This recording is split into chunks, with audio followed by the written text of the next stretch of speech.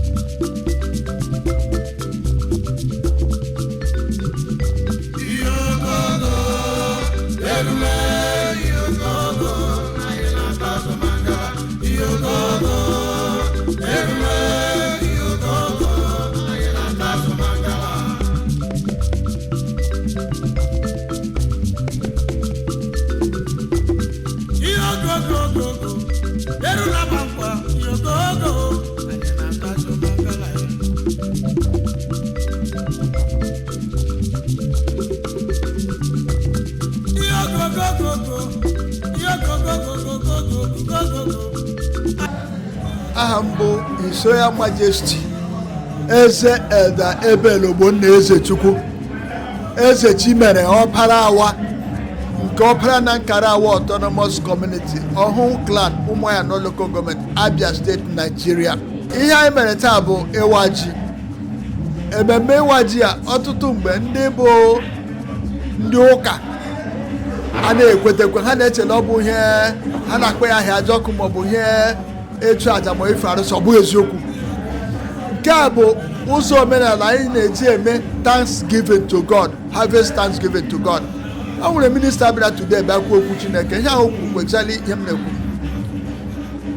Ememme iri ji ọ bụ ihe dị n'ọkpụ. Ji ọ bụ ya bụ akụkụ kpọ akụkụ ndị ọzọ, akụkụ bi kpọ akụkụ bi ndị ọzọ gaala ubi. Ọ dị mgbarasị ka abịa mee mmemme iri ede ma mmemme ịwa ede ma mmemme iri ji gbọ iri akpụ mba eriri ji. Ji ọ bụ ya bụ eze akụkụ.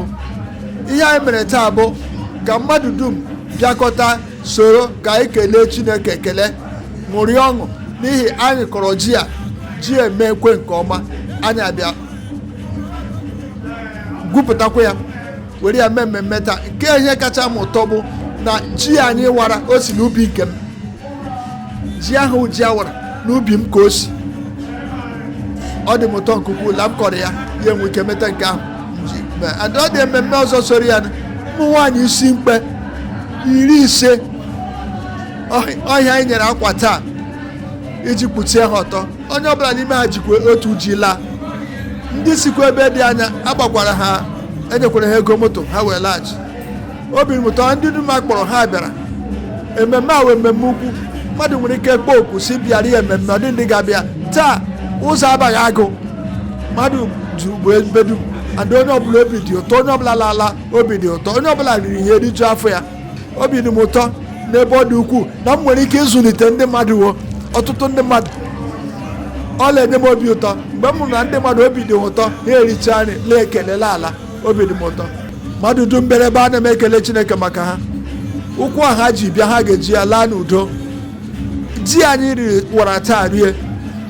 Ekpere mbụ afọ ọzọ anyị ga-emekwa ihe a ka ọ ghara ịdị onye ọbụla n'ime anyị ga-anwụrị ka anyị zukọtakwa ṅụrịa ọṅụ. Onye mụrụ m ya sị m abịakwara m n'afọ gara aga aga m achị ụdị ihe otu ahụ.